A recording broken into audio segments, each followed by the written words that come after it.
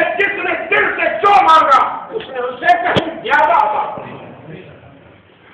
آزما کے دیکھو، یہ نسخہ دے رہا ہوں، دل سے مانگو، مگر سیاست نہ کرو، منافقت نہ کرو اللہ سے، سچائی کے ساتھ، اخلاص کے ساتھ، کسی اور سے نہیں، صرف اسی سے مانگو۔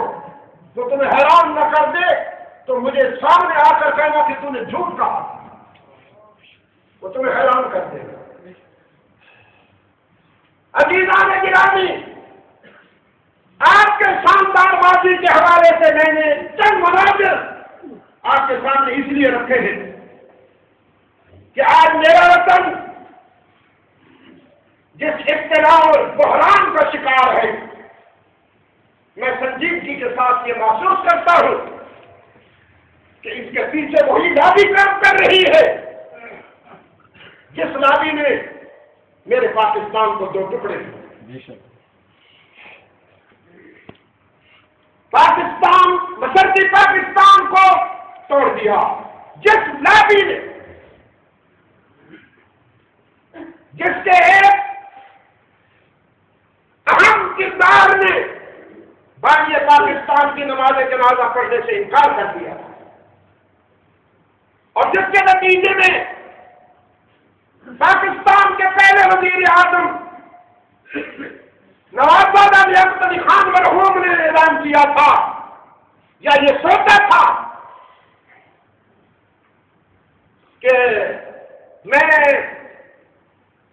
اب کیبنٹ میں ایک ایسے شخص کو نہیں بیٹھنے دوں گا جو ہمارے بانی اور ہمارے فاؤنڈر کی نماز جنازہ کو بھی گوارا نہیں کرتا،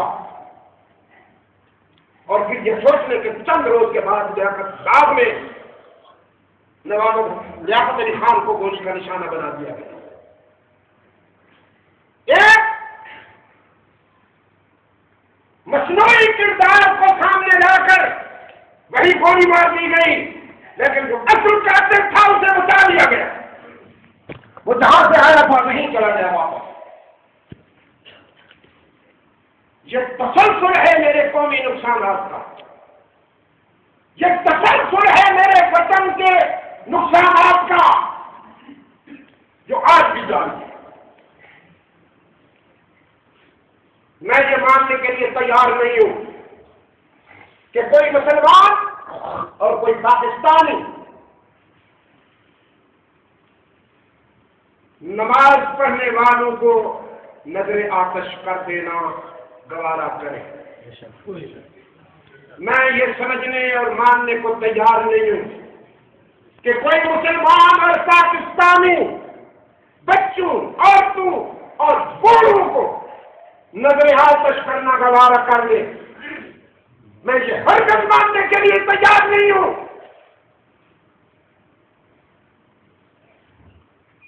کہ انسانی آبادیوں کو کھنڈرات میں تبدیل کرتا ہوا کوئی مسلمان یا محب وطن پاکستانی ہوگا۔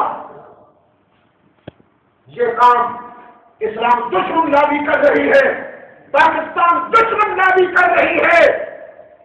ہوش سے کام لو، آنکھیں کھولو، دوست اور دشمن کی پہچان کرو۔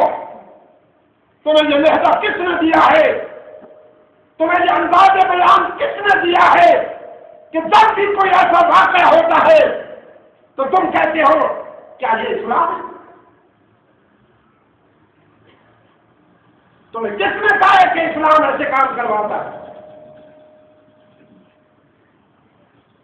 اسلام تو روز اول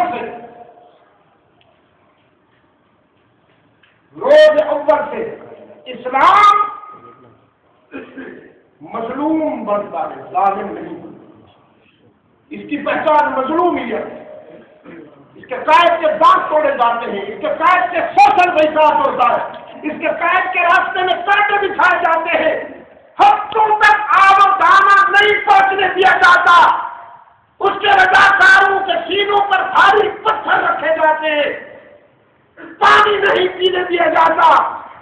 لیکن اس کے قائد کا ضرف یہ ہے کہ وہ گاڑی کا جواب قرآن سے دیتا ہے، وہ قانون کی طوفان کا جواب ہدایت کے پھول سے دیتا ہے۔ مجھے اصرار تھا، مجھے اصرار ہے، میں کل بھی یہی کہہ رہا تھا اور آج بھی یہی کہتا ہوں کہ اسلام گالیاں سننے والا دین ہے، گالیاں دینے والا دین نہیں ہے۔ کوئی میری سکوں میں بھی بدزبانی کو اسلام نہ سمجھے، میری سکوں میں بھی کوئی انسانی بقار کا جنازہ اٹھانا اسلام نہ سمجھے، اور اگر وہ ایسا کرے گا تو میں اسے اپنی سکوں سے نکالوں۔ غم کی جاگیر وراثت میں ملی ہے مجھ کو، میں احد میں زخمی ہوتا ہوں، میرا امیر المومنین مسجد نبوی میں نشانہ بنتا ہے، میرا امیر المومنین اپنے گھر میں 40 دن تک بھوکا پیاسا رکھا جاتا ہے، اقتدار کے باوجود مجھ سے دین پر ہاتھ نہیں اٹھاتا، اس کو اپنے گھر میں قرآن پڑھتے ہوئے ذبح کر دیا جاتا ہے۔ میری تاریخ میں کربلائیں ہیں، میری تاریخ میں شاملی ہے، میری تاریخ میں بالاکوٹ ہے، اور مجھے اپنی اس تاریخ پر ناز تھا ہے رہے گا۔ بے شک غم کی تعمیر وراثت میں ملی ہے مجھ کو، اپنی تعمیر میں رہتا ہوں نوازوں کی طرح۔ نعرہ تکبیر، شہدائے اسلام، شہدائے اسلام، نعرہ تکبیر۔ میں کسی امریکہ اور ملک سے نہیں کرتا ہوں، الحمدللہ زندگی مجھے امانتاً ملی ہے، امانتاً زندگی وراثتاً نہیں ملی، امانتاً ملی ہے، یہ میری پراپرٹی نہیں ہے، یہ اسی کی ملکیت ہے جس نے عطا فرمائی ہے، جب چاہے گا لے لے گا۔ لیکن میں اپنے حریف سے کہہ دینا چاہتا ہوں کہ میں مظلوم ضرور ہوں لیکن بغیرت بھی نہیں ہوں۔ بے شک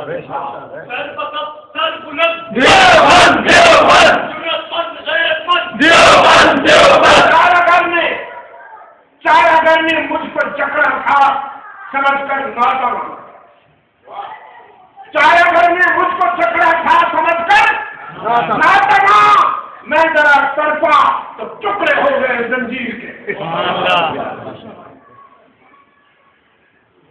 لیکن میں کہتا ہوں کہ تم دوستوں اور دشمنوں کی پہچان کرو۔ ہم پاکستان پہ جان دینے والے ہیں، پاکستان کو لوٹنے والے نہیں ہیں، پاکستان کے لیے سب کچھ لٹانے والے ہیں۔ ہم الحمدللہ دشمن کے توڑنے والے نہیں ہیں، ہم سوئٹزرلینڈ کے بینکوں میں قومی سرمایہ لوٹ کر لے جانے والے نہیں ہیں۔ ہم اس قوم کی آزادی، اس قوم کی عزت نفس اور اس قوم کے حقوق و مفادات کا تحفظ کرنے والے ہیں۔ ہم حسین کے وارث ہیں، ہم شاہ ولی اللہ کے وارث ہیں، ہم مجدد اور فسانی کے وارث ہیں۔ دوست اور دشمن کا اختیار کرو، وہ نظر پیدا کرو کہ جس سے تم انصاف کر سکو۔ اس وقت وطن عزیز انتہائی نازک موڑ پر ہے، اگر آپ نے ذرا غفلت کی تو ناقابل تلافی نقصان ہوگا۔ یاد رکھنا آج کی ملاقات کو 16 اپریل 2010 عیسوی کو ہم یہاں رہتے ہوئے اقبال ٹاؤن میں آپ کی ذرا سی غفلت ناقابل تلافی نقصان پہنچائے گی۔ یہی وہ لمحہ ہے جہاں گھڑیاں غلطی کرتی ہیں اور صدیاں سزا دیتی ہیں۔ اللہ دوست اور دشمن کو پہچان، اللہ آپ کا حامی ناصر ہو، سنت ہے۔